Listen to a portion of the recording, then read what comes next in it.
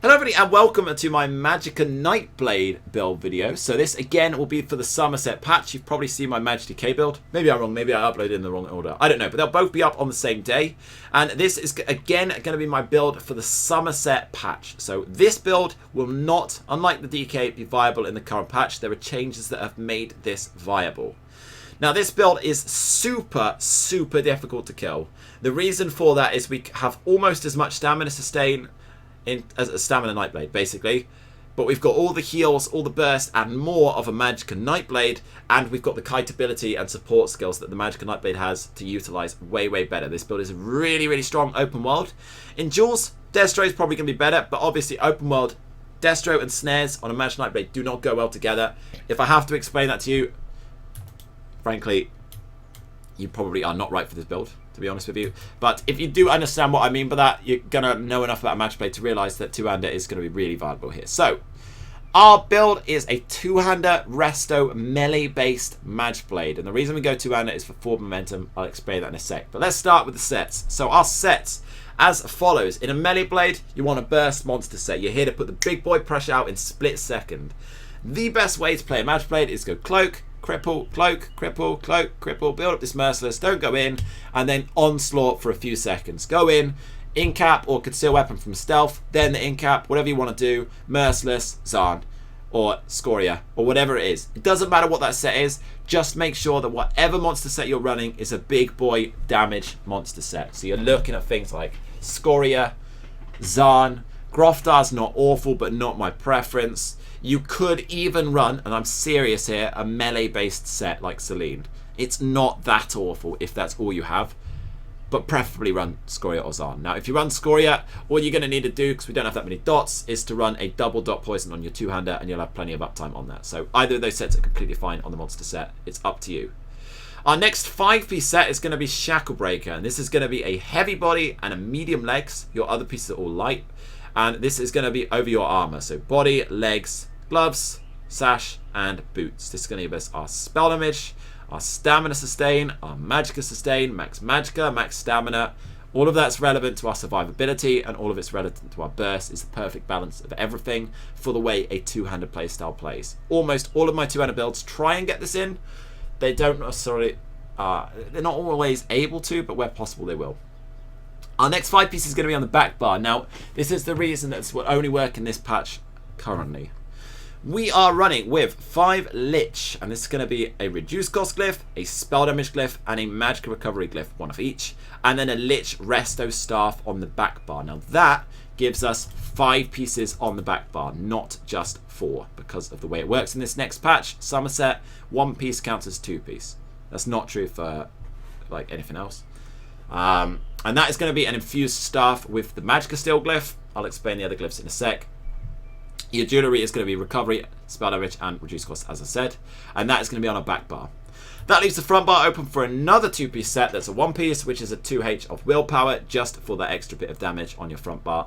And that's going to be a weapon damage glyph. Now, all of our glyphs on our armor and our jewellery are triglyphed. Why? Because I want that big health pool, big stamina pool, big magic pool. Nightblade, in terms of melee, you do not need to build silly damage. You need enough damage and a bit. You need a lot of damage, sure, but you get that quite easily as a Magicka. You've got base tooltips that are super high easily. What you need to be able to do in open world is you need to be able to move, you need to be able to survive, you need to be able to cloak, and you need to be able to actually dodge. Those 4 things are essential for your movement. If you've got those down, your burst will come.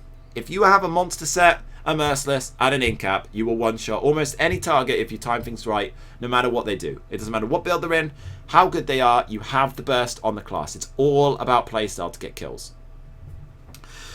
That is obviously going to open our stat pool up. So let's move on to our stats, which are very high here. We are running with 39.4k Magicka. If you want to drop this, obviously you can drop triglyphs. I advise not doing that. The stamina is fantastic in this patch, but it's up to you. And you do not want to go a low health pool. So this, again, is why I've gone for this. Now, if you ran Scoria, you'd have a bit more freedom in maybe dropping some triglyphs. But health in this patch, It's going to be your best friend. If you've not played Summerset yet, you're going to know quickly that you're going to want to build a decent-ish health pool. You're not going to be wanting to be under like 24k, even with shields. Why? Because you can now transmute jewellery traits and things like 7th Legion, Truth, Fury, Ravager, etc. They're no longer healthy. They're all robust and gold. So people are running these insane weapon damage builds, like 5-6k weapon damage, and still having 40k stamina. The damage is huge from a lot of stam builds. You need the health pool, otherwise you're going to get slapped. Stamina is then 21.4k. As I said, we've got a great stamina sustain. We're 900 recovery, and we have leeching strikes. I'll come on to that later. So all in all, we're sitting at somewhere around 1.3k stamina recovery, and we have tripods. Do I have tripods? We can have tripods. I'll explain in a sec. I actually don't, but you can. And we have this huge stamp pool. We can roll dodge a lot in this build. We can block a lot in this build if we need. It gives you a lot of freedom for your movement, etc. And that's the best way to get your health up rather than just stacking the flat health. So why not? Spell damage is sitting on 2.1k. Again, it sounds fairly low. It's not going to matter. You can change this heavily. All you want to do is you want to run Clockwork City Food and then change some of your recovery glyphs to spell damage. Simple enough. That'll get you more damage overall, but you won't need it. If you master the build, you are not going to need more damage than this. You are better off building for survivability and sustain. Our recovery then is on basically 2k on the front bar, 2.3 and a bit on the back bar, and then our back bar, obviously we also have Lich proc, so more than enough with that reduced cost glyph. If you're really struggling still, you can honestly still run Clockwork City Food and just forget the spell damage. You'll still be fine for damage. It won't be a problem. So again, preference up to you. Crit resist is 2.7k. We are a vampire. You're going to want to be this despite the extra fire damage. It's really important in melee-based builds because you need that sneak speed movement. If you can't move quick and sneak, you're not going to get reliable cloaking, and you're going to get dicked by the people against you. We're then running Tri-Food at the moment. As I mentioned, you could easily run Clockwork should you so wish. I just don't wish. It's up to you what you do on that food. Onto our skill bar then, we are running 4 momentum. That is going to get rid of those snares, those roots. That is essential because you're going to need that to actually move. If you don't have 4 momentum on an open world Magicblade, you are going to hate your life. You're going to be so squishy. You're going to be so unable to move. You're going to get just destroyed. And it's nice to have the Destroy. I understand that. It opens up some cool skills. It opens up more damage. But you will regret the effect that it has on your ability to move. You're not going to get reliable cloaks. You're definitely not going to be making much space with your image. It's a different world to dueling where who cares? You know, if you're snared, just stand there. Just keep killing them because it doesn't matter much. Open world, if you're trying to 1vx or anything like that, you need to be able to move because if you can't move, you're a dead man. Anyway, enough about that. Conceal weapon is our spam ball. We have that sexy tooltip, as I showed you before, about 10.6, 10.7k. Again, you can get more damage behind that should you wish. You don't need it. Up to you. And then Merciless on here. Our Merciless tooltip fully buffed, I think it's like 21k, but I can't remember. I could be wrong. It's something like that. 20k, there you go. I knew it was roughly around there. So obviously when we connect that, it's really, really heavy, especially with the penetration CP and all of that. Dark Cloak, you want the crit morph. The other morph is garbage. Don't touch that morph at all. And then we're running with Leeching Strikes for our stamina sustain. Every little helps. If you're lacking Magicka sustain, this build does have a lot of stam sustain. You could also change this as well to the Magicka morph. You don't want to go for a different skill. You need a siphoning skill on your front bar. Otherwise, you're losing 8% magic from your spell damage. Unless you move cripple front bar or you run tether.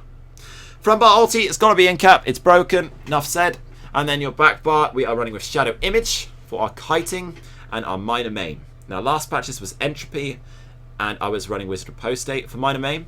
This patch, I think that it's going to be a lot easier to use Image, even in 1vx scenarios, especially with that high health pool, because we're going to have that ability to dodge a lot more now that we've opened Shackle up through the way the set pieces work. So you're going to get away with the damage a bit more, and Image is going to get that slot a lot easier. Otherwise, you have to run Spell Power Pots.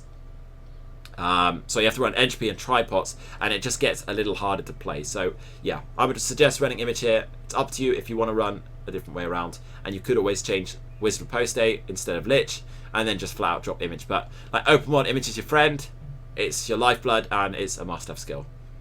Cripple is our next skill. It's going to be the big boy dot root. Everybody knows it. I don't need to say any more about that. Healing Ward is our heal. Dampen our shield. Again, you both know those. Don't run Harness. You won't get a big enough shield. Do run Dampen, please. God almighty. And then we're going to run with Mass Hysteria for the Fear. So that's going to be our CC for AoE, and it's going to be our way of controlling our burst. Now, your back bar ulti is down to you. I've started to look at running with Reviving Barrier. I will never, ever, ever cast this. It's irrelevant. The reason that I do that is I never, ever play a defensive ulti. If I'm going to die, I'm going to die. I'm there to kill people.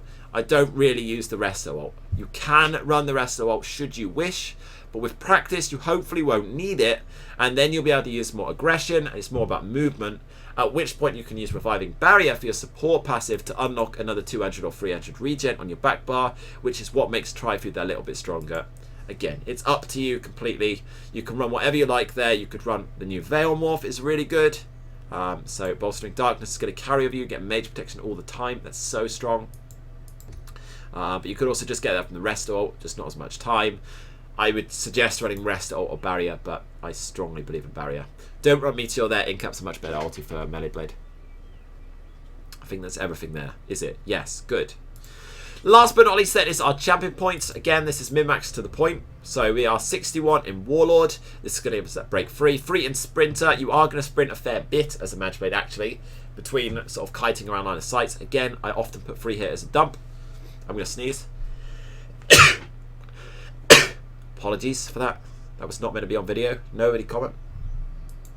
Ow. 37 in Mooncalf. We've got that stamina recovery. Why not stack it up? 76 in Arcanist. We've got a lot of magic recovery. The points are not much use anywhere else. Slap them in. And then next in the green tree, 40 in Tumbling, just to make that roll dodge that bit cheaper. We've got the Stample, make it cheap. And 33 into Befoul for our heal debuff from my 8-cap. Again, if you've seen my Magicka build, you'll understand why 33.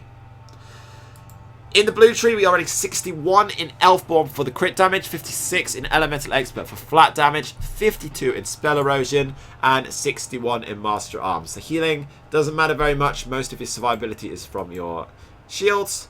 And then 20 in Thaumaturge, cripples a sexy dot. It is worth putting a bit behind there. But again, if you don't like those, where I would put those is put 66 Master Arms, 66 Elfborn, and then the rest into Penetration. It's going to give you a bit more flat damage, a little less overall damage. Last but not least is the red tree, 61 into Ironclad. That's going to be for direct damage reduction. 31 in resistance for your crit resist. Again, adjust those as you like. Just don't go under 75. You want Residium. 40 in Fixed Skin for dots. 37 Hardy. 37 Elemental Defender. You can choose to go up to Unchained here. So it's not bad to do so since you have that 200 skill. I just haven't really needed the Stam Sustain, so I haven't bothered. But should you wish, you can move 6 points from over here into Hardy or Elemental Defender. So you'll take 6 points out of Resistant. Put those in one of the two of those trees. So I'll show you that right now. Like so. Put them in here. And that will get us to a rounded number on Hardy. And that will get you the Unchained passive. So that will get you there. And that's just going to cheapen your 2H or your Siphoning a little bit. And then we have 44 on Bastion to increase that shield size. Anymore, it's not that great in my opinion. We're not necessarily surviving from shields. You haven't got a lot of shield uptime. You're only really shielding when under pressure. It's all about using your cloak effectively. Now, I expect at some point I'm going to make a video in this patch about how to play a melee Magicblade, because a lot of people do it wrong. They try and just go in all aggressive and die. It's really about your movement. It's so important, and it's why the class is so successful when you get good at it. I think that covers everything here. I can't think of anything else to change. Again, this build may be liable to change should anything change in the PTS. Who knows? But I doubt it will. I think over there, guys. Our food, by the way, I mentioned already before. Our pots, again, you could go Spell Power. If you go Spell Power, you can also go Detection. That's everything from me. I will see you guys in the next video. I hope the build is useful. I hope you enjoy it. Peace.